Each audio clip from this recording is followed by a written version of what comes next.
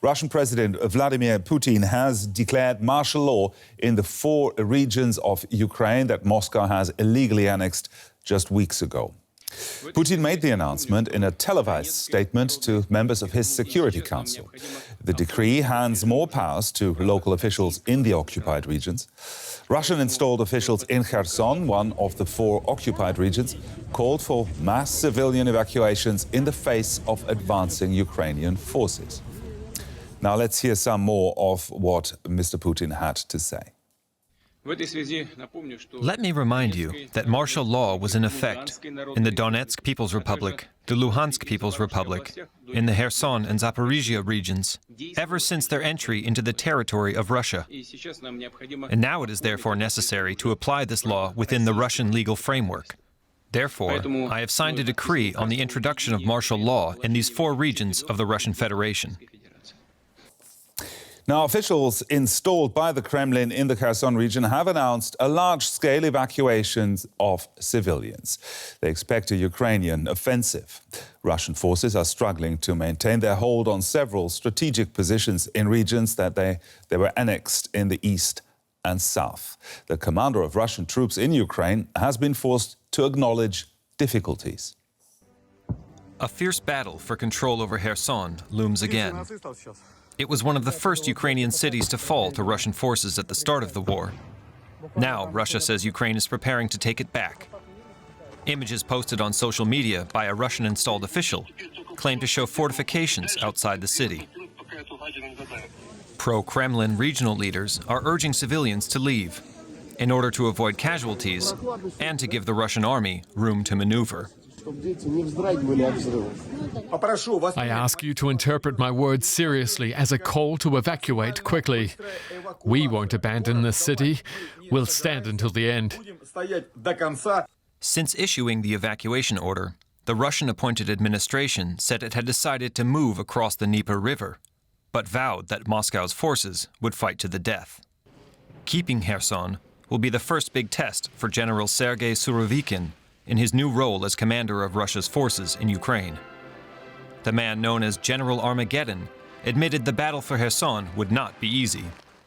Our further actions and plans regarding the city of Kherson itself will depend on the military tactical situation at hand. I will say this again, it is already very difficult as of today. As for the tens of thousands of people Moscow says are fleeing the city, Russia has promised them housing certificates if they wish to leave Ukraine. But it's unclear how many are leaving under their own free will. Since the start of the invasion, Kyiv has accused Moscow of forcibly resettling thousands of Ukrainians to territories inside Russia, far from home. And for more, let's bring in our correspondent in Kyiv, Matthias Böllinger. Matthias, Putin has declared martial law in Ukrainian territories that Russia illegally annexed. What does that now mean in practical terms? In practical terms, it's hard to say. Formally, these decrees give the military administration more powers, and they give them additional powers to, for example, restrict movements of civilians, but also to forcibly evacuate people from areas. The thing is that these territories have been occupied, and this was not a rule of law. So anyway, the administrations already exercised a lot of powers that they did not have because no law was basically applicable to their administration. But it formalizes the power of these military administrations in these areas. And of course, it's another gesture by the Kremlin trying to assert control and trying to assert formal control over these territories after the annexations that have happened a few weeks ago. Now, Matthias, there have been reports of explosions in Kyiv during the past couple of hours. What can you tell us? The air defenses have shot down several missiles over the city. That's what we heard. There was another attack this afternoon with missiles and drones launched on Ukrainian territory. Besides Kyiv, also other places were attacked. Again, power stations in the central parts of the country, and there were also in the northeast from here in Chernihiv, there were also attacks on infrastructure and civilian infrastructure there. Now, pro-Kremlin authorities in Kherson are said to be evacuating ahead of an expected Ukrainian offensive. They're also called on residents to get out. What more can you tell us about these evacuations? We don't know many details, but what the authorities have said is that they expect attacks from the Ukrainian side. They expect Ukraine pushing into these regions. The administration is said to have left the city of Kherson, so they might expect either fights there, or they might even consider leaving retreating from these areas, and they have called on people to leave. They've also said they would evacuate people from there, and these decrees from today give them the formal power to also forcibly evacuate people from there. There's of course the fear that this means deportations may be into Russia. Forced deportations from occupied regions are considered war crimes in international law. DW's Matthias Böllinger there reporting from Kyiv. Thank you, Matthias. And we can now speak to Ekaterina Kotrikadze. She's a news editor and presenter of TV Rain. That's one of the last independent news networks in Russia that was shut down. She's now working from abroad. Ekaterina, President Putin imposing martial law there in the annexed territories. We've just heard about it. What's your take on this? Well, this is something that brings us very close to the moment when the president of Russian Federation and his employees, including the representatives of Russian government, would be forced to name this situation a war. Because so far they were insisting on the special military operation, so-called special military operation, not acknowledging, not telling Russians that this is actually a war going on, not only in Ukraine, but also on the parts of Russian Federation on the border. There are right now serious situations in Belgorodskaya region. For example, we can see that the shellings, missiles are on the ground right now, these days, and during the months, this last month. So people are scared to death in Russia after this so-called partial mobilization that Putin has declared, after this martial law that he has adopted a couple of hours ago. It's becoming closer and closer to Russians. And, we are so used to this narrative that Russians do not care about what's going on in Ukraine, about the death of civilians, about atrocities.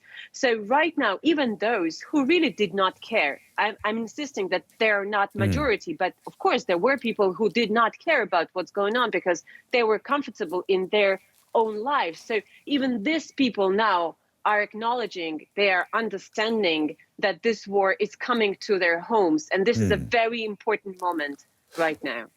Even the Russian commander, the new Russian commander in Ukraine, Surovikin, has said that things are difficult in the occupied region. Does this admission come as a surprise to you?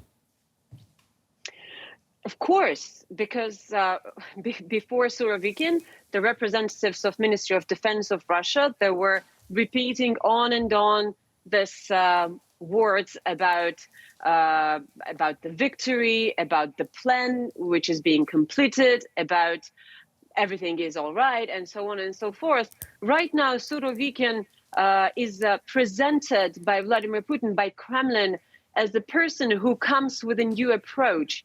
And I was astonished yesterday, I can honestly say, when I was reading the Telegram channels of Russian propaganda faces, saying the same thing about Surovikin, that this is the guy who is open with us, who is fair and honest with us. This is a new approach of Ministry of Defense, and he is becoming a hero, a symbol of new stage of this so-called special military operation.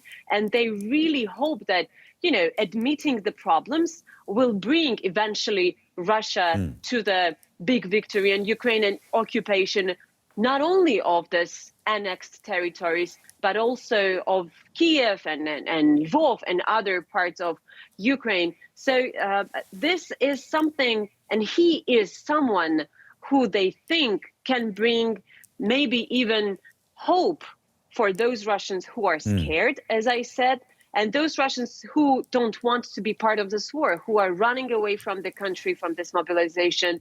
They think that maybe Surovikin would be the guy who would lead the people. So people are running away. People are scared in Russia. So how damaging have these recent setbacks been for Putin's authority? I am pretty sure, honestly, saying that this whole war was a great mistake of Vladimir Putin, and every new step that he takes makes the situation worse.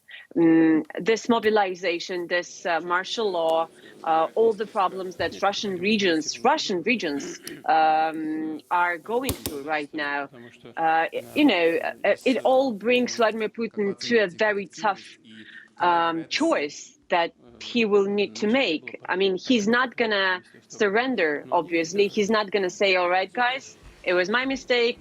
I'm going from Ukraine. I'm leaving Ukraine. I don't want this anymore. It's impossible to imagine.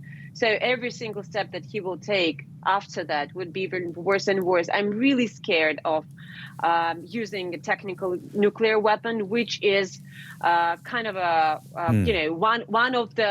one of the plans that they are considering in Kremlin. So this is the beginning of the end for Vladimir Putin. The only one question is what he will be able to accomplish and how many people will die before the end. Katerina Kochikadze, a news editor and presenter at the independent Russian TV station RAIN. Thank you very much for joining us here on DW News. My pleasure.